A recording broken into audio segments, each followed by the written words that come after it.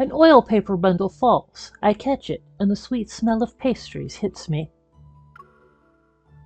Flour pastries from that popular establishment? You actually bought these for me? Our princess has swift moves and a sharp nose. I've tasted every delicacy since I was little. I could never mistake that scent for anything else. A little owl cries out and lands on Sylus' shoulder. As a restaurant owner appears, and the crowd gasps how strikingly handsome he is. I'm the princess, and you're the autarch. Our restaurant will be the best in the city. Everything is ready, except for a chef who can truly run the kitchen. At the opening ceremony, I sneakily bite into the pastry several times while whispering with Sylus. It'll soon be New Year, and every restaurant is guarding their chefs like treasures. Poaching one won't be easy. But you already have a plan? Of course. Sylus leans down and brushes away a few crumbs from my collar. Go on, I'm listening. We pay them handsomely for their work and use reason and emotions to convince them. Should that fail, we can use more forceful methods. Taking advantage of the grand opening, I post a notice. It reads, "Willing to pay talented chefs well. Test will be at the establishment." Pedestrians fill the streets to see it. You're starting off with a flamboyant spectacle. Compared to your elaborate plans, this is simple. Once we build our reputation, information shall flow toward us like a stream.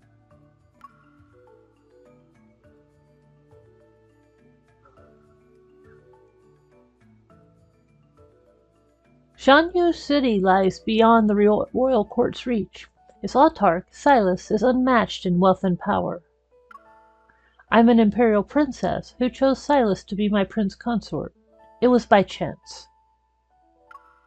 Sylus is in Yunxiao because he plans to open a trade route. It shall start here, go through Shanyu City, and reach distant lands. Shanyu City is an essential location. With New Year approaching, Sylus sent agents to sound out the court. Two factions have been locked in extensive debates for days. The opposition is led by Mr. Lu Qian, a powerful aristocrat with many loyal followers. He argued that the trade route would drain resources and offer Yunxiao nothing in return. Using the restaurant as our base, Sylus and I searched for the leverage that could change Lu Qian's mind.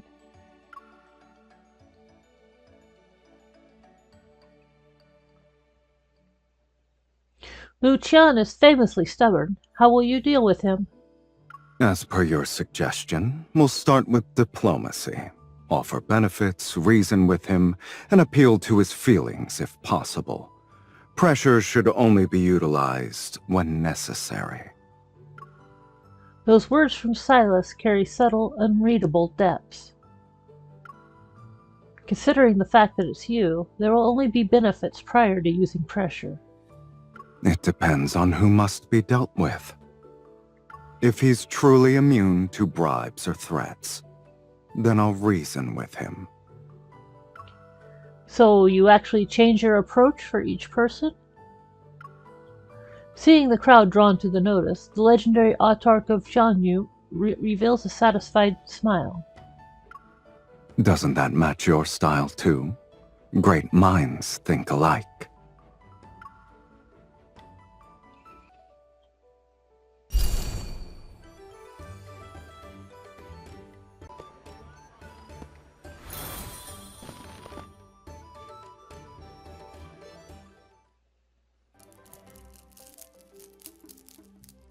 So when you spoke of a rare treasure, you were referring to a Yuan? Red jadeite of this quality is priceless and unobtainable on the market. It's deserving of the phrase rare treasure. I saw a Yuan in the palace. I fiddled with it, but the solution was too complicated. I could only put it aside. Every puzzle is designed with a solution in mind. For Julian Juan, the solution lies in how the rings are interconnected. Move one, and you'll affect all of them. I rest my chin on my hand as I watch Sylus manipulate the rings. They and the sword-shaped handle move in his hands to create soft sounds. Why trouble yourself with this? Grab a sword and the puzzle will be solved with one strike. You want to use one of my blades to destroy my treasure. Your Highness, I must admit you're talented in treating others' belongings as your own. Noting which is yours or mine only creates distance. Are you unwilling to share? It's an honor for my treasury to receive an Imperial Princess's favor. No matter how interesting my treasury's baubles are, they become boring once the novelty vanishes. But, ever since you arrived, they've found a new purpose. They're worthy of being brought into the light of day again. And this purpose is... Figuring out how to win while preventing a princess from manipulating the rules to her advantage. These unconventional moves are more entertaining than the original. You should properly express your gratitude toward me then. However, an unconventional solution is unnecessary for this puzzle.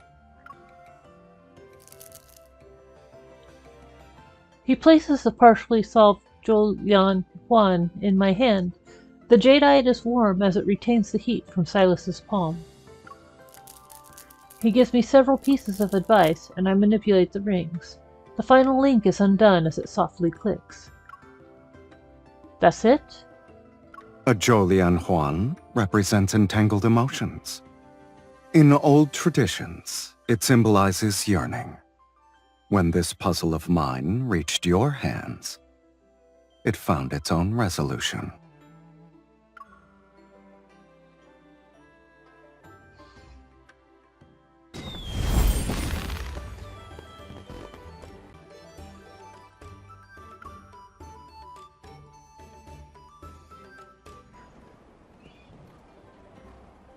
Although the expenses are great, we recruit a renowned chef to run our kitchen.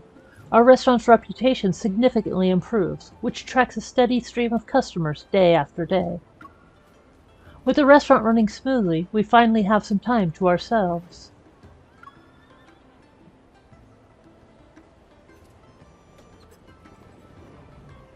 The restaurant is closed today. Going for a stroll would be perfect. Is there a place you'd like to visit? Sylus takes my hand as we navigate the busy street. Side by side, we appear to be a normal couple enjoying the day. Yun Shao is your territory. I'll abide by your will. When the princess leaves the palace, I shall serve as her escort.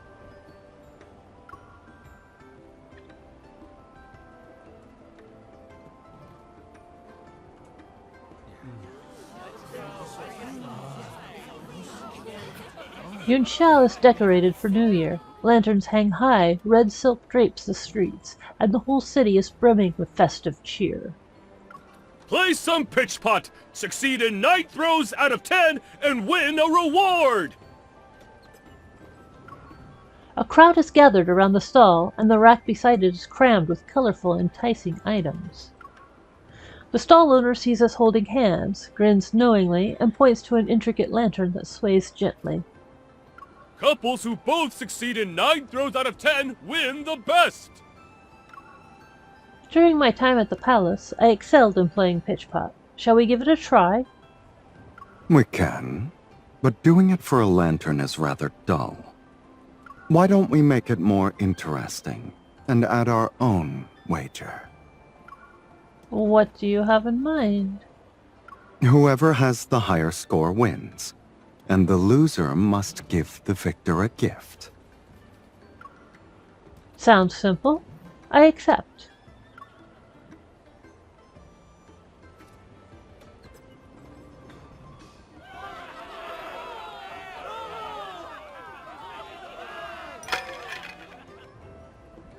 I did it! All 10 arrows land perfectly in the pot. I turn to gloat at Sylus. Indeed. You're a real genius at pitch pot. His straightforward praise makes me blush. Naturally, now it's your turn. Let's see if I met my match. Just as Sylus steps forward, the stall owner grins and announces a change in the rules. For 2 players, the second must throw with their back facing the pot. That's not what you said before. You're making this more difficult on purpose. No, it's merely for fun. It's to make the activity more exciting. I'm certain this gentleman can handle it when his partner is a skilled young lady. Sylus and I exchange a look. Unfazed, he nods. This will be easy. You've already impressed everyone, so I can't be disappointing now.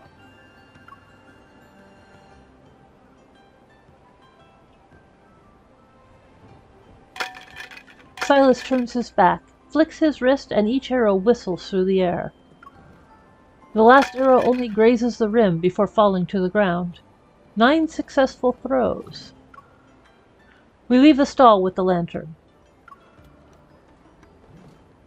Sylus, that last one was on purpose.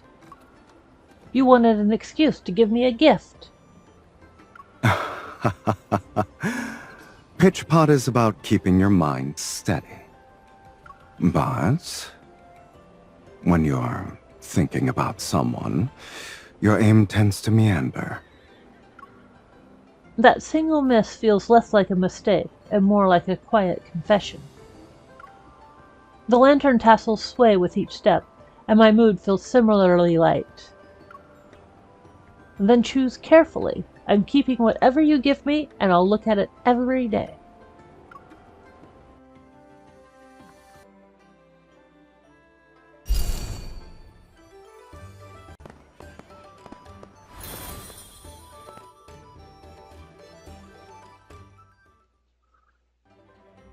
Ham of the highest quality from Xuanyu, precious mushrooms from Li Prefecture, exquisite honey. You're not interested in those? Do you have something else in mind? We've been eating too many exotic delicacies. Why don't we make something simple? How does 8 treasure kanji with lotus seeds sound? You enjoyed the soup I made before, now it's your turn to cook. My plan was to enjoy a midnight snack together. I didn't expect you to come up with this. But the festivities are approaching. 8 treasure kanji is actually fitting. We sort the grains and beans and wash them. Then we place them in the clay pot. The night silence blends with the crackling stove and the kanji's sweet aroma. Wisps of steam rise and dance in the light. We forgot a step. We did? Sylus picks up a lotus seed from the basket and applies a small amount of pressure. It splits to reveal a green lotus seed heart. We didn't remove the bitter hearts from the seeds. Our meal... We can still salvage it. Quick, pour the rare honey. Sylus helps me lift the lid, and I generously pour several spoonfuls of honey into the pot. After waiting several seconds, the 8 treasure kanji with lotus seeds is ready. We each serve ourselves a bowl, and I watch as Sylus brings a spoonful to his mouth. How does it taste? The honey mixes with the bitterness of the lotus seed hearts. So it was neutralized? It would have only been bitter otherwise. The sweetness and the bitterness are fighting each other instead of blending. Did we forget to stir the honey? Despite saying those words, you're eating it without flinching.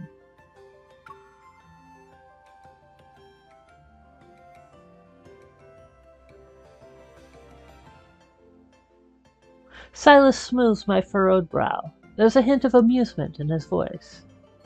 It takes a special person to make kanji with a unique flavor. Despite the unexpected mishaps, the temperature and aroma of the grains are perfect. And once a person tastes the bitterness of lotus seed hearts, it's hard to forget. This meal is as colorful and fascinating as you are, Your Highness.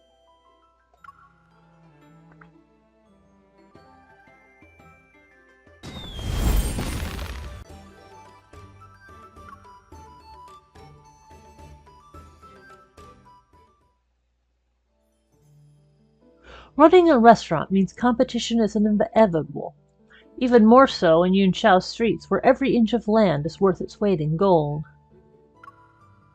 Our rivals down the street have copied our menu dish by dish. In addition, they're selling them at lower prices. When our flow of customers decreases, I buy one of their meals and taste it with Sylus.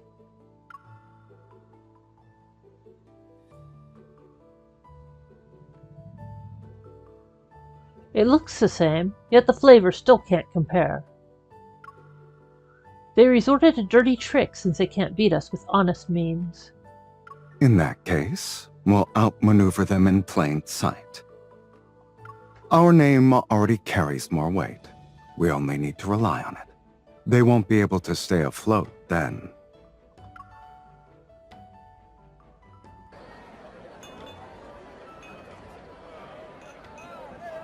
Sylus calls in favors and sends invitations far and wide. We're hosting a gathering of literati at our restaurant and inviting Yunshao's scholars and writers. On the day of the event, the building is full. Curious onlookers spill in to watch. You should set the theme for today, Your Highness.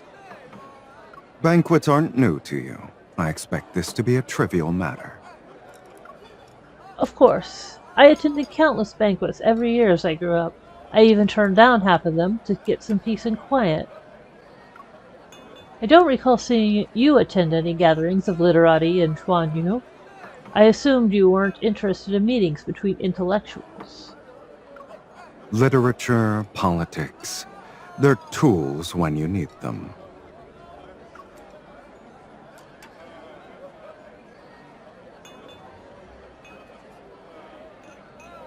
The theme is Delicacies of the Banquet. The menus have been personally approved, and the tea and wine are of the highest quality. As the feast begins, dishes are served, their flow akin to a river's. After a few rounds of drinks, poems pour from the scholars like fresh, unrestrained spring water. Each one is carefully copied and then read aloud to the crowd outside. It invites everyone to participate in appreciating and critiquing the works. These verses are ordinary yet elegant. Hearing them makes my mouth water. Applause and cheers arrive in waves. Leaning toward Sylus, I stand in a corner. We did this to get the people's good graces, but I didn't expect everyone to be so talented. This is nothing like the gathering of literati I've frequented before. Court poetry is typically a display of beautiful words and no genuine essence. Indeed, these individuals are writing from the heart. You can taste it in every line. I'm going to assume the princess was also the center of attention at those banquets. They didn't praise you? Oh, they did. It's just that when you hear the same words over and over again, they lose their meaning. But if you're offering compliments, I'll take them. Is that so? The Luan Niao spreads its shining wings, perches on the highest branch, drinks from the sweetest spring. Wait. I need a brush and ink so I can write it down and keep it forever. Then I'll read it out loud whenever it's New Year. Applause and praise ripple through the gathering. In the center of it all, the man in front of me can't exactly hide his amused smile. When I likened you to a Luan Niao, I was only admitting my profound, pure admiration.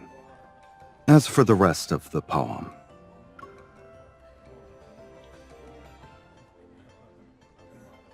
I dislike empty words. I would rather let my actions speak for me.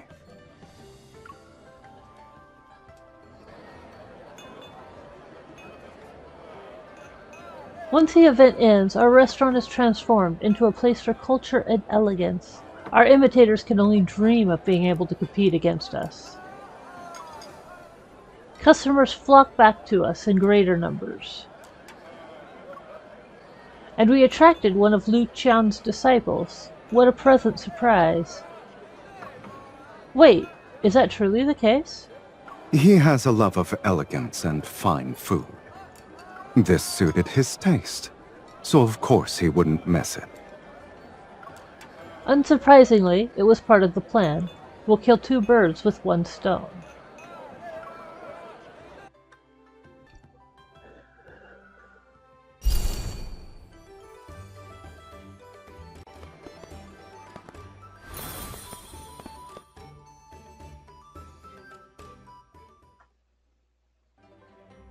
During the New Year's festival, the market below is filled with people. Meanwhile, the tower, adorned with lanterns, remains quiet. Of course, this tranquility is the result of someone ensuring he'd have the place all to himself. The fireworks haven't appeared yet, but you already walked around the tower twice with your teacup. The scenic overlook you chose also serves as an excellent vantage point. It's perfect. I've noticed how you always survey the area first. Then you choose the highest spot with the best view. Your Highness's habit reminds me of this young yet commanding owl. The owl on Sylus' shoulders cries out as if to agree. Sylus raises his arm, and the small creature glides into the night sky to survey the land.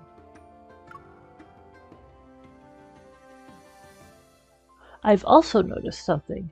Your actions don't match your words. You sound stern, but you've been feeding it so well. Look how plump it is now. The owl chose to come to my side. It's only fair to keep my promises. Since there's affection, being slightly indulgent is harmless.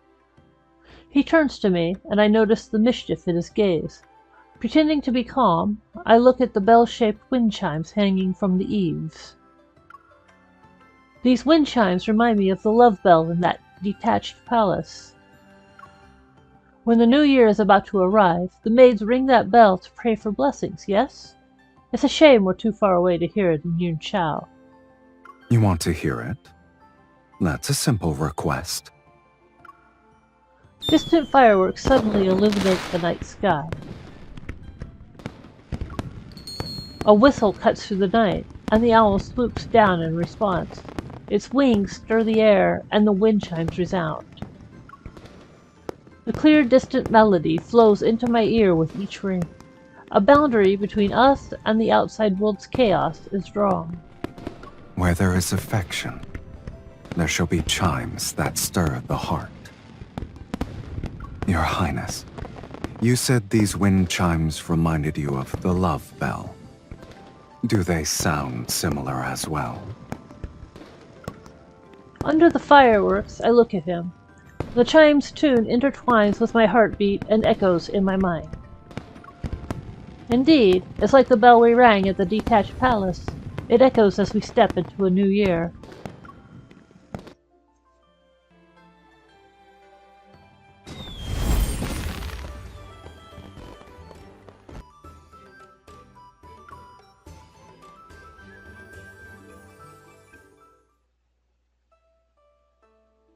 The sky is clear and the air is crisp. Sylus invites me to his residence on the outskirts of the city for a game of Jiju. A wide field stretches out under the sun. The young mare I bought earlier gallops happily around the edge. Her mane flies. She belongs here and not in the stables with a temperament like that. The one at the restaurant is too cramped. Keeping her penned up all day would be cruel. You're correct. However, are you talking about the horse? Or me, who's stuck managing our establishment's ledgers for weeks? A clever princess doesn't need me to say everything. The weather is perfect. Shall we compete? Be careful what you wish for. I might make you savor the taste of defeat. I'd like to see you try. Come, it's time to ride.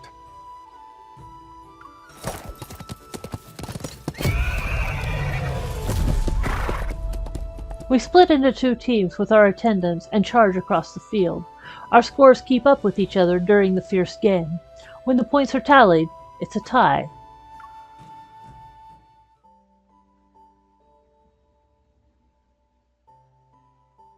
Sweaty and pleasantly exhausted, we return to the shaded corridor to rest.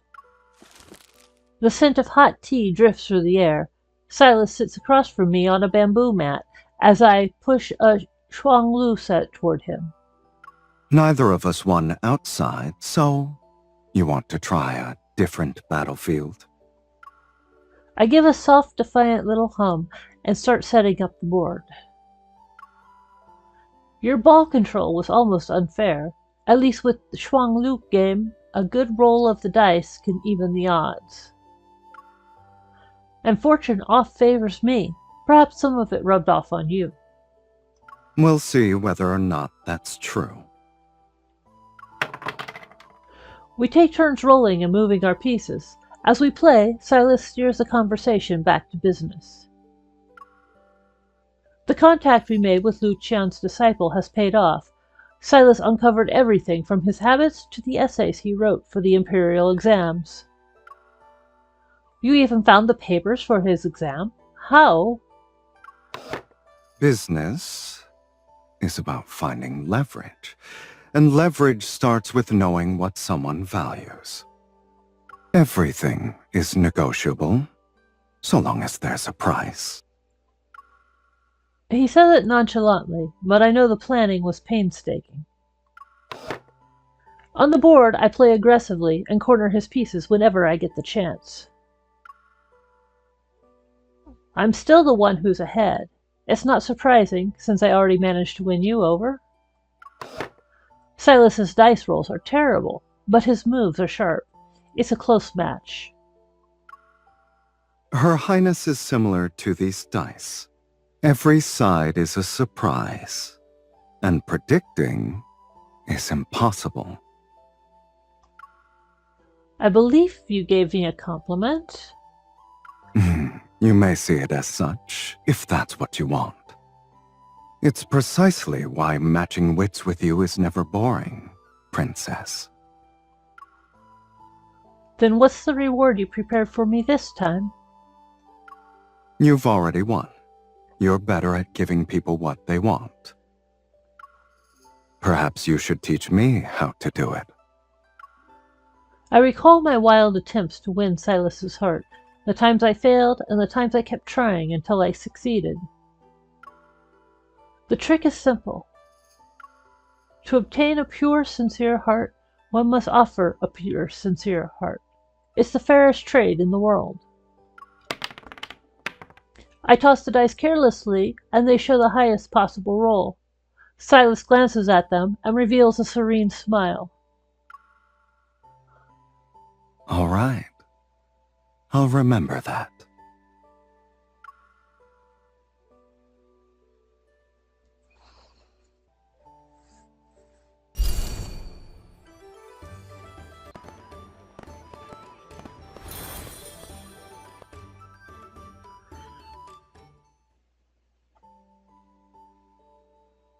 I thought these flowers were used to dye fabrics, but they're actually for nails? Are you disappointed the handkerchief you prepared won't be used? Not at all. I'm even more curious now. Does my prince consort intend to paint my nails? Even the most precious flower is merely a superfluous decoration if left in a corner. It's better to utilize its beauty. Since we have nothing else to do, we might as well try it. I thought you wouldn't be interested in flowery frivolities. We collect the vibrant red petals in a small stone mortar. Sylus picks up the wooden pestle and grinds them into a paste. When it comes to interest, It's about the person. The activity doesn't matter. For instance, I'm interested in you, so I'll pay close attention to what catches your eye.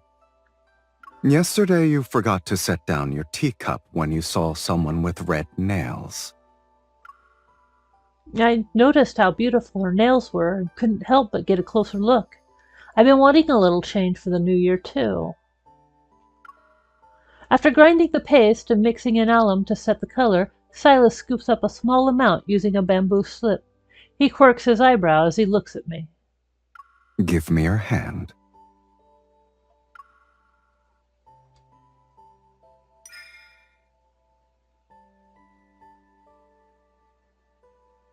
He cradles my hand in his palm and gently lifts one of my fingers.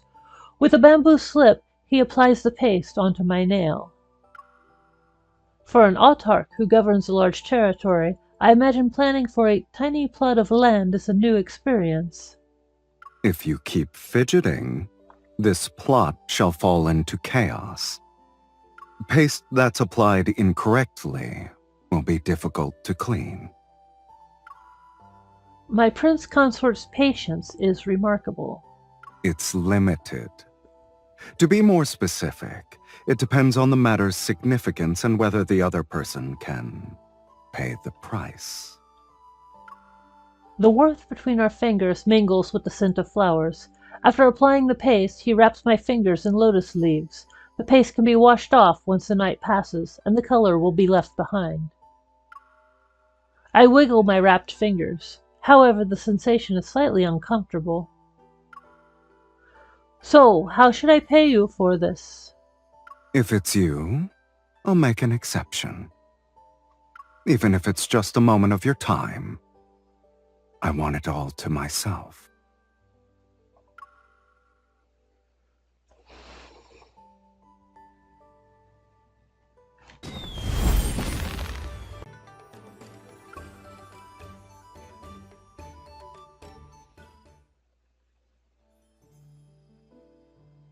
With the year-end temple fair approaching, news of the parade has spread throughout the city. Merchants can sponsor the parade floats. Sylus and I have already finalized the design for ours, but we're still missing a performance troupe. Hire an acrobat troupe. That will suffice. We need someone to play the main character. Someone must be a hero or an immortal who tosses gifts to the people. Before he can refuse, I quickly take out a copper coin. I'll flip it. If it lands on heads, you play the hero. I'll play the immortal if it's tails. What do you say? Why can't we both do one role? Or is neither an option? If we both go, who will watch the parade float? And if neither of us participates, who shall toss gifts to the other? That's sophistry. We can't let this festive opportunity slip away. Please, Sylus, do it for me. Are you trying to act pitiful again? You could at least try a new strategy. Tactics don't need to be new if they work. Seeing the subtle curl of his lips, I quickly flip the coin, catch it, and look. It's heads. You'll be playing the hero. That coin truly listens to you. He suddenly grabs my hand. Feeling guilty, I quickly hide the coin in my other hand.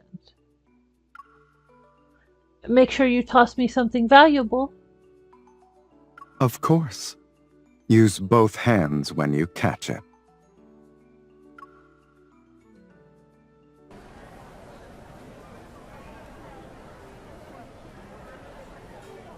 On the night of the temple fair, the marketplace feels as though it captured a fiery excitement. As dusk falls, lanterns light up one after another. The parade floats wait in formation. They're ready. Here comes the New Year's parade. The parade floats are moving. The performance has begun. Please make way.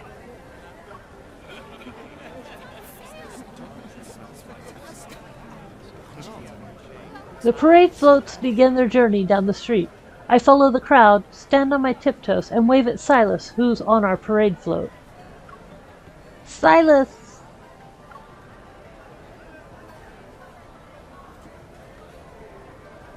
On the tall platform, he truly embodies a hero from a story. He's commanding and impossibly handsome. His gaze meets mine, and the corners of his mouth curl up. The tossing begins.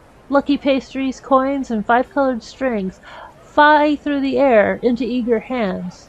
I look at Sylus while waiting for him to make his move. He pulls out a large red packet that's embroidered in gold, and there's a Wan Yao in mid-flight on it. It was definitely made for tonight. Here's to a bright new year. May it bring you peace, simple days, and everything you hope for. That's the big one! Over here!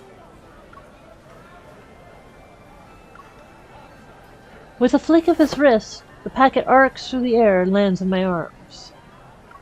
What a perfect throw! It's almost as if he was afraid she wouldn't catch it. Good luck always follows me. It can't be helped.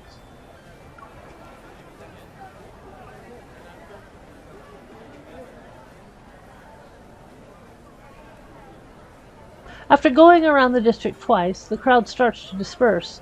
Sylus takes my hand and leads me into the alley lined with lanterns to submerge ourselves in the festival's revelry. That giant red packet made everyone jealous, and you still have another surprise waiting for me? You tracked down a rare coin that has heads on both sides. I couldn't let your little scheme go to waste. It shows we're a perfect match. I tossed you a silk ball, and you threw lucky money at me. And you knew the coin had been manipulated, yet you still played along. You've spoiled me rotten. Sylus and I walk hand in hand, our fingers intertwined. I never had an issue with walking into your traps.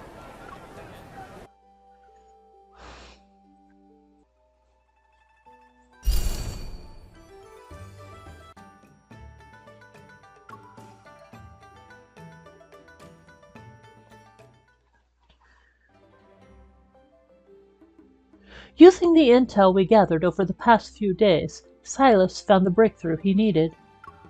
With Lu Qian's most favored disciple as an intermediary, Sylus arranged a private meeting with him.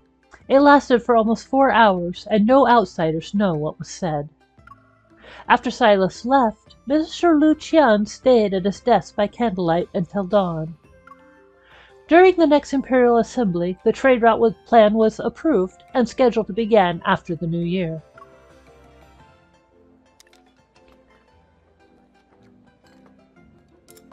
Today is our victory feast, to our success in making this significant matter a reality. Cheers!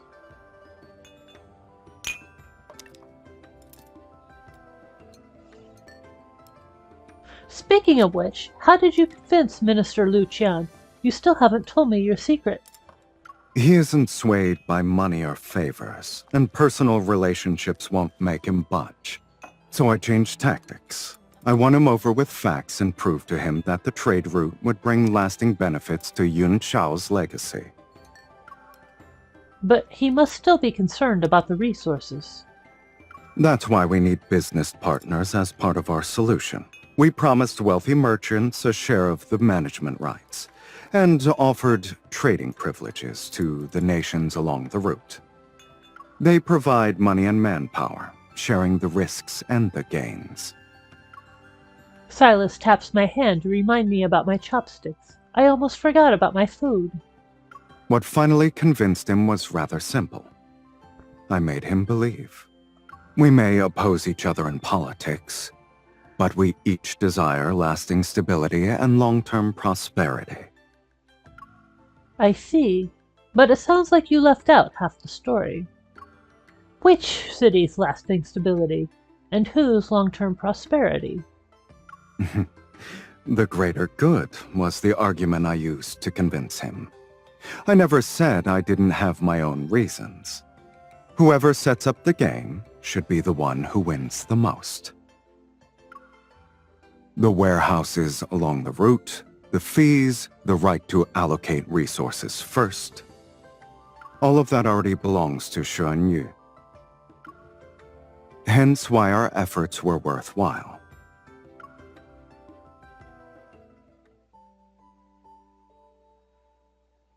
After a few drinks, I suggest we step out to the balcony to get some fresh air.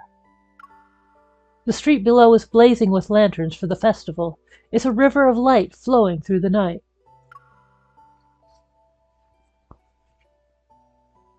When I turn around, I meet Sylus's gaze.